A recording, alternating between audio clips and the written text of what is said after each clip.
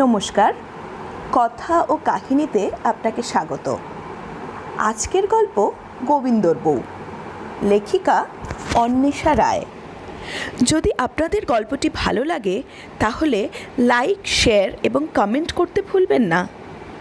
বাংলা সাহিত্যের বিভিন্ন স্বাদের গল্প শুনতে এখনই সাবস্ক্রাইব করুন কথা ও কাহিনীতে। চলুন শুরু করা যাক অন্বেষা রায়ের লেখা গোবিন্দর বউ। ফুলশয্যার রাতে ঘরে ঢুকেই গোবিন্দ বুঝে গিয়েছিল জীবনে কিচ্ছু বদলাবার নয়। বিকট শব্দ তোলা মিক্সার গ্রাইন্ডার আগে যেমন চলছিল এখনও তেমনই চলবে, তবে এবারে তীব্রতর শব্দ প্রাবল্যের আশঙ্কায় তার মনটা দলা পাকানো কাগজের মতো কুঁচকে গেল। গোবিন্দর এটা দ্বিতীয় বিয়ে। প্রথম বউ শ্রীময়ী পাক্কা 1.5 বছর গোবিন্দকে সহ্য করে শেষে কাগজে পত্রে সই দিয়ে আইনত গোবিন্দর জীবন থেকে বিদায় নিয়েছে। গোবিন্দ পাস কোর্সে বিকম পাশ করার আগেই ঠিক করে নিয়েছিল বিয়ে করলে শ্রীময়ীকে, নইলে আর কাউকে নয়। শ্রীময়ী যে তাকেই পছন্দ করবে এই বিষয়ে তার পূর্ণ বিশ্বাস ছিল। সে রূপবান, স্মার্ট, কোনো বান্ধবী নেই এবং কলেজে 100 জন ছাত্রছাত্রীর সে সিআর অর্থাৎ ক্লাস রিপ্রেজেন্টেটিভ। ছোট্ট একটা টেনশন ছিল নিজের নাম নিয়ে। যে যুগে চারপাশে শুভ্র, সৌনক, সোহম, ঋতমদের ছড়াছড়ি, সেখানে নিজের এই মান্ধাতা আমলের নামটা নিয়ে সে রীতিমতো বিব্রত ছিল। তবে থ্যাঙ্কস টু নিকিতা, গোবিন্দর সহপাঠী, নিকিতা নিজের মাতৃভাষা হিন্দির টানে গোবিন্দকে, যা কিনা সকলের উচ্চারণে গোবিন্দ ছিল, যে মুহূর্তে গোবিন্দ ডাকল গোবিন্দর মাথায় একসাথে 10,000 বাতি জ্বলে উঠল। পিতৃদত্ত সারনেম দাসকে সাইড করে সে উঠল আরও নায়কোচিত গোবিন্দ। নাম নিয়ে গোবিন্দ যা করেছে, আমরা কিন্তু গোবিন্দকে গোবিন্দই ডাকব, উচ্চারণে গোবিন্দ। শ্রীময়ীরা 3 বোন। শ্রীময়ী বড়, বাবার ব্যবসা, কলকাতার বুকে 2খানা চালু স্ন্যাক্স বার। গোবিন্দর বাবা বিশুর গাড়ি সারাবার গ্যারেজ। কলেজে 2য় বছরের মাঝামাঝি গোবিন্দ আর শ্রীময়ীর প্রেমটা বেশ জমে গেল। বয়স আর রূপ দুটো ভয়ানক রাসায়নিক একসাথে হয়ে মারাত্মক ঘটনাটা ঘটিয়েই দিল। 2 বাড়িতে জানাজানি হতেই রায়াত লাগলো। বকা ঝকা, হুমকি, অপমান পেরিয়ে অবশেষে শ্রীময়ী বাড়ি থেকে পালালো। মন্দিরে মালা বদল, সিঁদুরদান সেরে গোবিন্দ আর শ্রীময়ী বিয়ে করে ফেলল। সামান্য গাড়ি মেকানিকের ছেলে হলেও গোবিন্দর ব্যক্তিত্বে একটা চার্ম ছিল। মেয়েরা যে তার দিকে তাকাচ্ছে, তাকে পছন্দ করছে, এটা সে উপভোগ করত ঠিকই, কিন্তু তার হাবে ভাবে কোনো রকম হ্যাংলামি প্রকাশ পেত না। সবচেয়ে বড় কথা, শ্রীময়ীকে পাওয়ার জন্য কোনো রকম মিথ্যার আশ্রয় নেয়নি গোবিন্দ। আসলে গোবিন্দ ছেলেটা ভালো ছেলে। শ্রীময়ীকে স্ত্রী হিসেবে পেয়ে গোবিন্দর মধ্যে এক অদ্ভুত সমর্পণের ভাব এলো। শ্রীময়ীর হ্যাঁ মানে গোবিন্দর হ্যাঁ, শ্রীময়ীর না মানে গোবিন্দর না। শ্রীময়ী যাকে ভালো বলে গোবিন্দ তাকে নিয়ে উচ্ছ্বসিত। শ্রীময়ীর কিছু খারাপ লাগলে তা গোবিন্দর চোখে বিষ। হয়তো অনেকখানি অর্থনৈতিক ফারাক, সুখকে উপেক্ষা করে গোবিন্দকে বেছে নেওয়ার জন্য শ্রীময়ীর প্রতি গোবিন্দর এক ধরনের কৃতজ্ঞতার প্রকাশ। তবে কৃতজ্ঞতা যতই থাক, সুরটা সেই কাটলই। ঘুপচি ঘর, স্টোভে রান্না, চিটে ধরা চাদর ঢাকা নড়বড়ে চৌকিতে শোয়া, কলপারে একদল নিম্নবিত্ত মানুষের সাথে জল তোলা। তালিকা লম্বা হলেও প্রথম কোনো কিছু নিয়েই অভিযোগ করতো না শ্রীময়ী। অফিস থেকে চটজলদি ফিরে স্ত্রী হাতে হাতে সংসারের কাজ করত গোবিন্দ। বিকেলের জলখাবার হিসেবে 1 ডলা চিনি দেওয়া ছাতুর শরবত রোজ বিনা বাক্য ব্যয়ে হাসি মুখে খেয়ে নিত। শুধু তাই নয়, গ্লাস শেষ হলে প্রকাণ্ড একখানা উদ্গার তুলে ভারী গদগদ হয়ে বলতো, ছাতু শরবতটা কিন্তু ফাটাফাটি বানিয়েছ শ্রী। হানিমুনে টুক করে দীঘা ঘুরে এলো দুজনে। শ্রীময়ীকে জানিয়েই 5,000 টাকার ফিক্সটা ভেঙেছিল গোবিন্দ। তবে সুর কাটল। এত কিছুর পরেও সবসময় খিটখিটে মেজাজে থাকত শ্রীময়ী। 1.5 বছরের মাথায় বয়স আর রূপের রাসায়নিক বিক্রিয়া কার্যত নিষ্ক্রিয় হলে সংসারে শুরু হলো তীব্র অশান্তি, কথা কাটাকাটি, বাকপিতণ্ডা থেকে হাতাহাতি পর্যন্ত। এমনই এক তপ্ত দিনের শেষে শ্রীময়ী কাঁদতে কাঁদতে বাপের বাড়ি গিয়ে উঠল। 6 মাসের মধ্যে আইনি কর্তব্য সেরে আলাদা হয়ে গেল তারা। প্রাথমিকভাবে গোবিন্দ এ আঘাতে একেবারে দিশাহারা হয়ে পড়ল।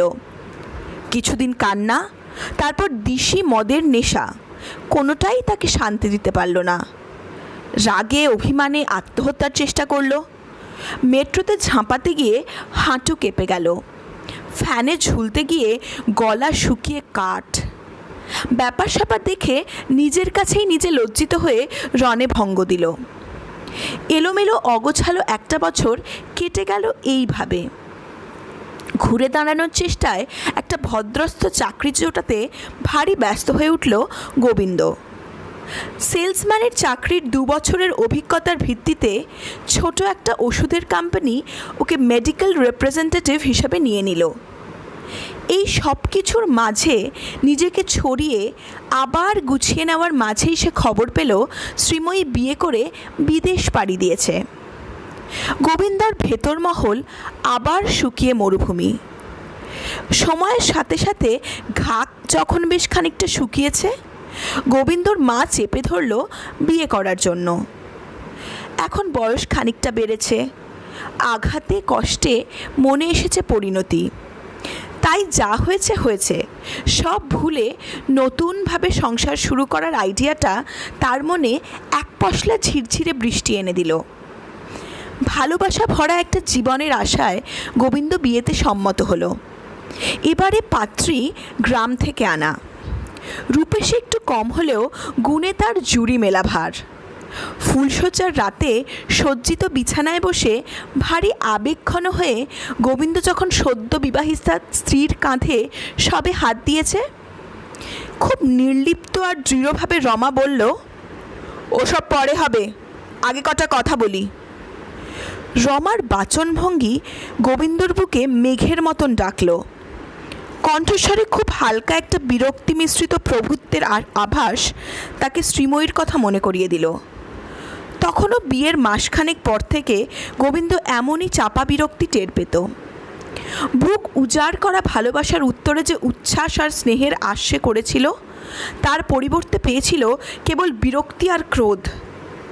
শ্রীময়ীর সাথে অশান্তির দিনগুলো বিদ্যুৎ চমকের মতো চোখের সামনে ভেসে উঠল তার। মুহূর্তে বুঝে গেল গোবিন্দ, জীবনে কিচ্ছু বদলাবার নয়। রমার সাথে শ্রীময়ীর বিস্তর ফারাক। রমা ঈষৎ পৃথুলা, শ্যামবর্ণা গ্রাম্য মেয়ে। সে ঘর ভাঙা নয়, তবে পণের টাকা জোগাতে না পারায় ছাদনাতলায় বসেও একবার বিয়ে ভেঙে গেছে তার। খুব ছোট বয়সে বাবাকে হারিয়ে সে মর্মে মর্মে জেনেছে বাস্তব কী জিনিস।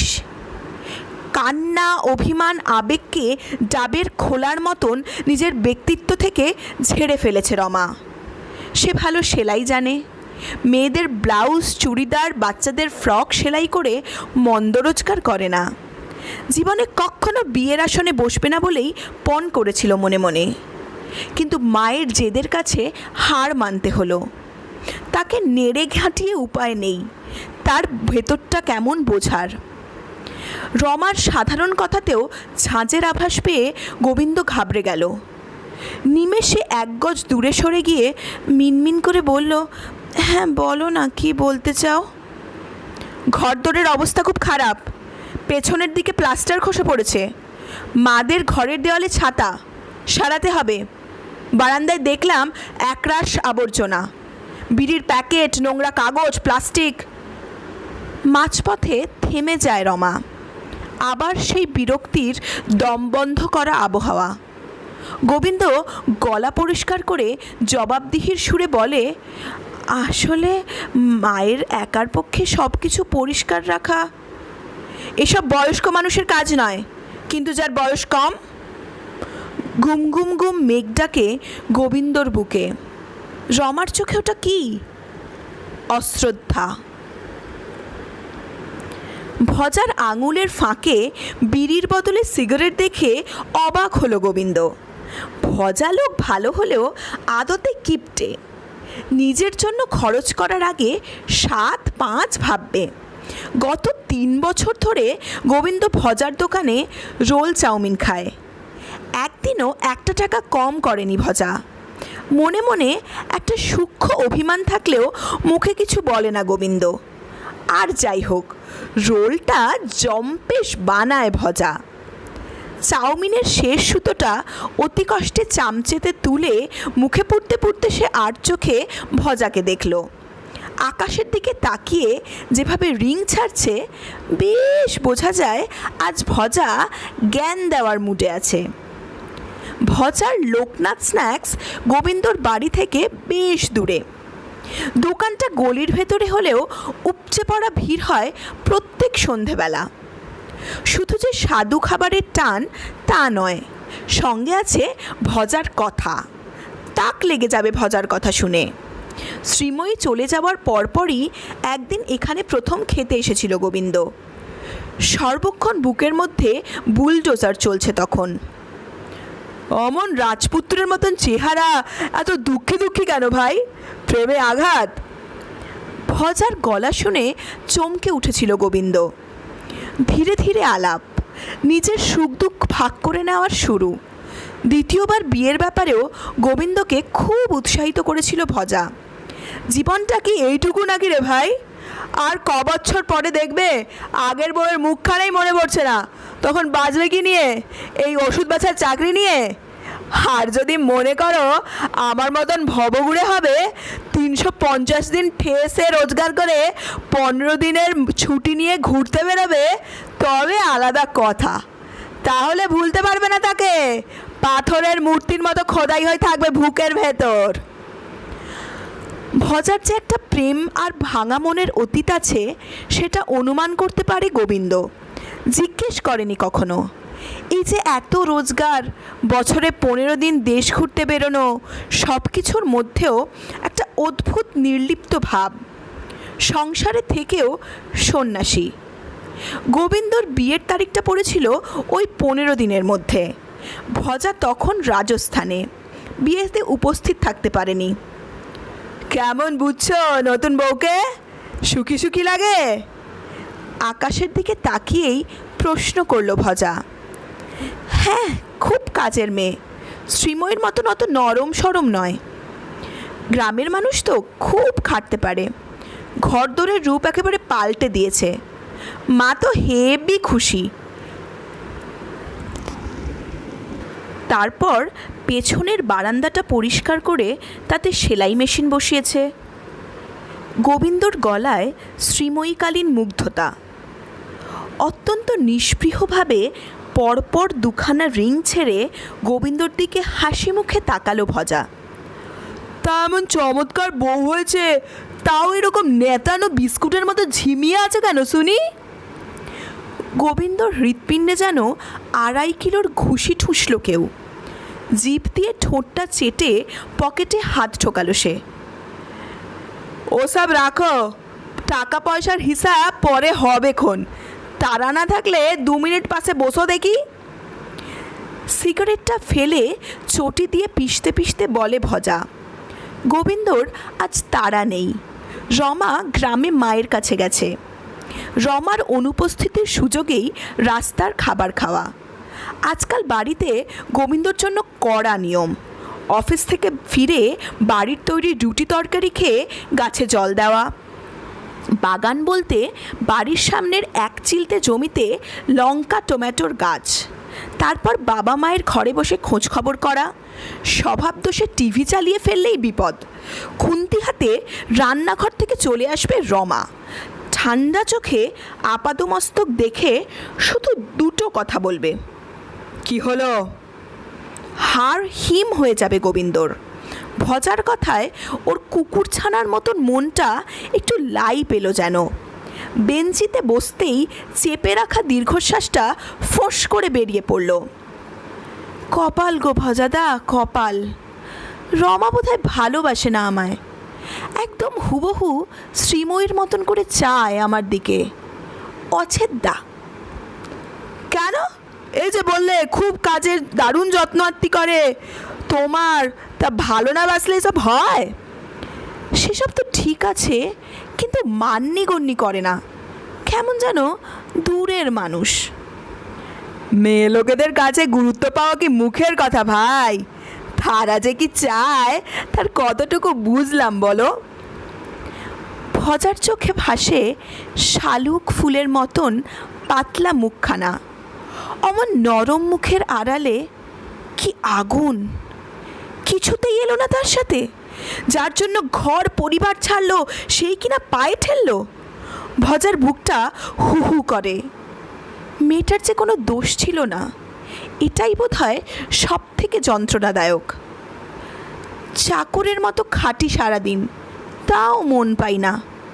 ভজাকে বর্তমানে টেনে আনলো গোবিন্দ। সকালে উঠেই থলে হাতে বাজার, অফিস থেকে ফিরে আবার কাজ। বলেছিলাম চলো রমা দার্জিলিং ঘুরে আসি।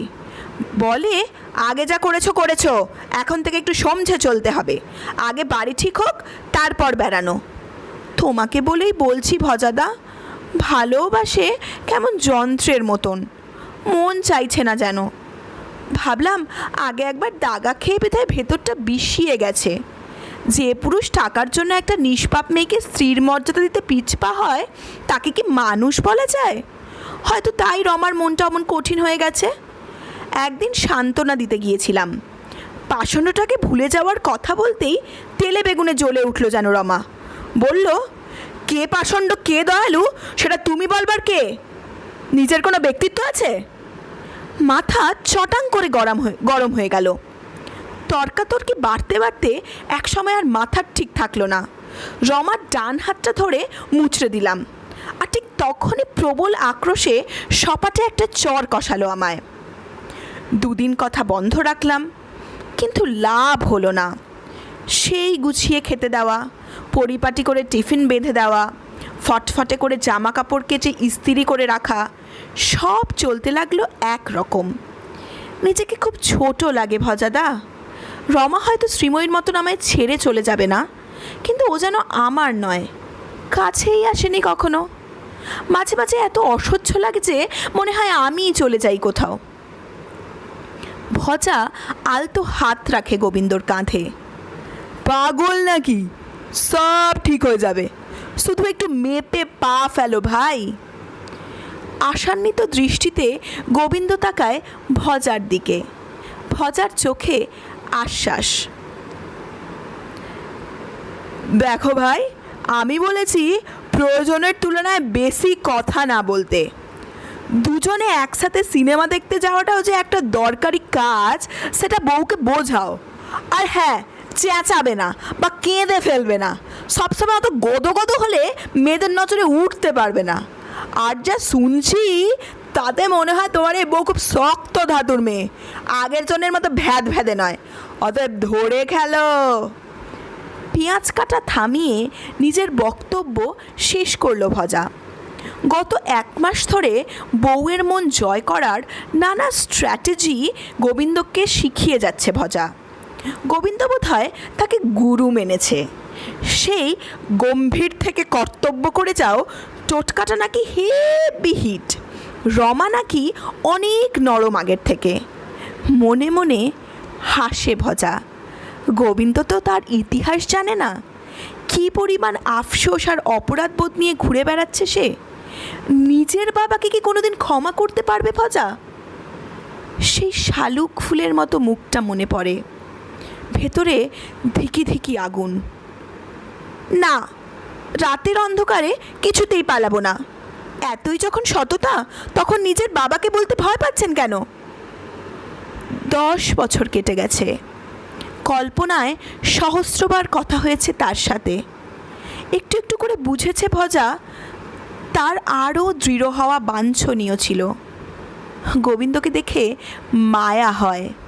বউকে বেচারা পাগলের মতন ভালোবাসে, কিন্তু সামলাতে পারে না। এও বুঝি শালুক ফুলের মতন লৌহ শলাকা। দিন তিনেক পরে আবার দেখা গোবিন্দর সাথে। মুখে হাসি দেখেই বোঝা যায় মিশন সিনেমা দেখা সাকসেসফুল হয়েছে। শোনো ভায়া, পুজো আসছে, বউকে নিয়ে দোকানে যাও। বোকার মতন আবার আগেই তার জন্য দামি শাড়ি কিনতে যেও না। বলো তার মায়ের জন্য পছন্দ মতো কাপড় কিনতে একখানা। নিজে আবার তালে তাল দিয়ে শাড়ির রং বাঁচতে বসো না, বুঝলে? একটু ওজন রেখো নিজের।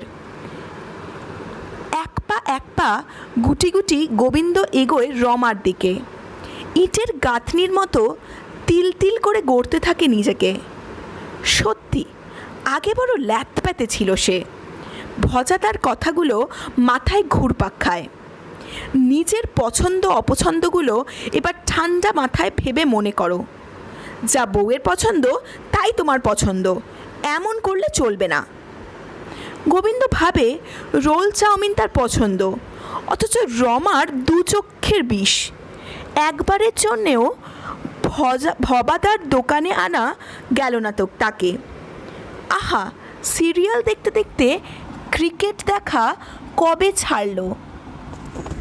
রাত্রে ঘুমের মধ্যে তলিয়ে যেতে যেতে গোবিন্দর মনে পড়ল লাল নয়, সবুজ তার প্রিয় রং। ওদের বিয়ের ঠিক 2 বছরের মাথায় রমা যখন একদিন রাস্তার রোল খাওয়ার জন্য ব্যস্ত হয়ে উঠল, গোবিন্দ একটু ধন্দে পড়ল।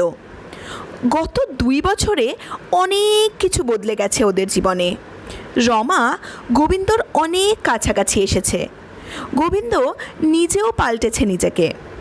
এখন যেন অন্য মানুষ, দায়িত্ববান, পরিণত। বলাই বাহুল্য এই পরিবর্তনের কৃতিত্ব ভজার। নিজের অভিজ্ঞতার বুদ্ধি দিয়ে ওদের দাম্পত্যটাকে যেন নিজের হাতে গড়ে দিয়েছে সে। তার নিজের ব্যবসাও চলছে রমরমিয়ে। লোকনাথ স্ন্যাক্সের পাশে নতুন চাইনিজ রেস্তোরাঁ খুলেছে ভজা, হাংরি ড্রাগন। কাজ শুরু হয়ে গিয়েছে, আর টেনে টুনে মাস দেড়েক। রেস্তোরাঁটা চালু হলে পরের বছর মালয়েশিয়া বেড়াতে যাওয়ার ইচ্ছে আছে ভজার। শালুক ফুলের মতন মুখখানা এখনও অভিমান ভরে তাকায় তার দিকে। ভেতরে থিকি থিকি আগুন। পারলে এভাবে আমার জীবনটা তছনছ করে দিতে। ঠিক এই সময় রমার রোল খাওয়ার স্বাদ হলো। সে এখন 7 মাসের সন্তান সম্ভবা। ডাক্তার বলে দিয়েছেন কোনো নিষেধ নেই, শুধু পেটের রোগ যেন না হয় সেই দিকে খেয়াল রাখতে হবে। গোবিন্দ ফোন লাগায় ভজাকে, বউকে নিয়ে আসছে, স্পেশাল রোল চাই। ভজা নিজের হাতে পুর বানালো সেদিন। বাড়ি থেকে ময়দা মেখে আনলো, একটুও যেন অপরিষ্কার না থাকে কিছু। গোবিন্দ এখন শুধু আর খদ্দের নয়, ভাই কাম ছাত্র। সে আসছে বউ নিয়ে, স্পেশাল কিছু তো করতেই হবে। হালকা গোলাপি রঙটা বরাবরই রমার গায়ে খোলে ভালো। তার মধ্যম শ্যামবর্ণ উজ্জ্বল ত্বকে প্রতিফলিত হয়ে তাকে আরও উদ্ভাসিত করে এই রং। এখন তার চেহারা ভারী হয়েছে, বেড়েছে জৌলুস। পরিচিত মহিলারা জোর দিয়ে বলছে রমার কন্যা সন্তানই হবে। ভজার দোকানের সামনে যখন অটোটা এসে থামল, ভজা তখন নতুন দোকানের তদারকিতে ব্যস্ত। আলতো হাতে কুঁচি তুলে যখন রমা অটো থেকে নামল, ভজার চোখ আটকে গেল। সেই শালুক ফুলের মতন মুখ, বয়সের ভারে পরিণত হয়েছে অনেক। চোখে থিকে থিকে জ্বলতে থাকা আগুনটায় এখন আঁচের বদলে দীপ্তি। জেদি হয়ে এঁটে থাকা ঠোঁটের কোণে হাসির আভাস। ভজার পায়ের নিচের জমি টলে গেল। নয়নতারা, এই নামটাই তো জানতো। রমা কি তবে ডাক নাম? হতেই পারে, সেও তো ওদের কাছে অমর পাল। 10,000 টাকা নগদ দাবি করেছিল ভজার বাবা, দিতে পারেনি ওরা। বিধবা মা আর 16 বছরের মেয়েটা। অতি কষ্টে 6,150 টাকা জোগাড় হয়েছিল। ভজার তখন 24। বাবার মুদির দোকানে বসে। হ্যাঁচকা মেরে বিয়ের আসর থেকে তুলে নিয়েছিল বাবা। কথা 10,000-এর 1 পয়সা কমে ছেলের বিয়ে দেব না, অথচ 6,150 টাকাটাও ফেরত দেননি। এ কি বলছেন, মেয়ে যে লগ্নভ্রষ্টা হবে, পায়ে পড়ি দাদা। বলতে বলতে জ্ঞান হারিয়েছিল রমার মা। ক্রুদ্ধ পাত্রপক্ষের সামনে চুপচাপ দাঁড়িয়েছিল রমা। একরত্তি ফুটফুটে বয়স, অথচ কি তাপ! আমি এ বিয়ে করব না, আপনারা আসুন। সবাইকে স্তম্ভিত করে দিয়ে চলে গিয়েছিল সে। ভজাকে বিপর্যস্ত করে চলে গিয়েছিল সে। হয়তো নিজের কাছে নিজেকে খুব ছোট লাগছিল বলেই পরের দিন বাড়ি থেকে পালিয়েছিল ভজা। ইচ্ছে ছিল নয়নতারার হাত ধরে চলে যাবে অনেক দূর। যায়নি সে। সোজা প্রত্যাখ্যান করেছিল ভজা ওরফে অমরকে। স্পষ্ট ভাষায় জানিয়েছিল যে কাপুরেশের মতো পালাতে শেখেনি সে। এতই যখন সততা, নিজের বাবাকে বলতে ভয় পাচ্ছেন কেন? শলাকার মতো বুকে বিঁধেছিল কথাগুলো। আর দাঁড়ায়নি সে। বাড়িতে ফেরা সম্ভব ছিল না, তাই ভাগ্যান্বেষণে বেরিয়ে পড়েছিল অমর। বুকে কাঁটা একটা ছিলই। তার সাহসের অভাবেই তো নষ্ট হলো নয়নতারার জীবনটা। সেই তো দায়ী। একটু টাকার মুখ দেখতে পেয়েই প্রায়শ্চিত্ত করতে ফিরে গিয়েছিল গ্রামে। নয়নতারাকে বিয়ে করে শুধরে নিতে চেয়েছিল যাবতীয় ভুল। হলো না। লগ্নভ্রষ্টা মেয়ে মাকে নিয়ে ততদিনে নিরুদ্দেশ হয়েছে। রোজকার খোঁটা, ব্যঙ্গ আর সহানুভূতিকে এড়োনোর আর তো কোনো পথ ছিল না। খবরটা যেন আরও অন্ধকার অপরাধবোধের দিকে ঠেলে দিয়েছিল তাকে। শালুক ফুলের মতো মুখখানা তাড়িয়ে বেরিয়েছে তাকে। কিন্তু আজ এ কি হলো? গোবিন্দদা ডাকছে। বাচ্চা ছেলেটার ডাকে সম্বিত ফিরল ভজার।